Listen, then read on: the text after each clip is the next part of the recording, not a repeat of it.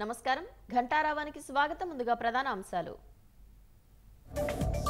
అనకాపల్లి జిల్లా Paravada ఫార్మాసిటీలో gas leakage నలుగురు కార్మికులకు అస్వస్థత ఇద్దరి పరిస్థితి విషమం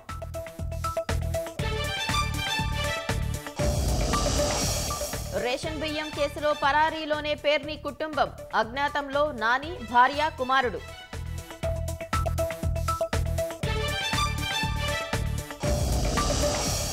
కడప కార్పొరేషన్లో మళ్లీ కుర్చీల వివాదం నగరంలో వెలిసిన ఫ్లెక్సీలు పోలీసుల 144 సెక్షన్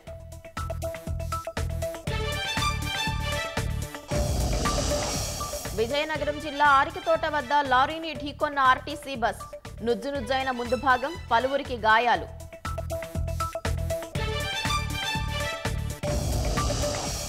యూపీలో ముగ్గురు ఖలిస్తాన్ ఉగ్రవాదుల కాల్చివేత 2 రైఫిళ్లు మందుగుండు సామాగ్రి స్వాధీనం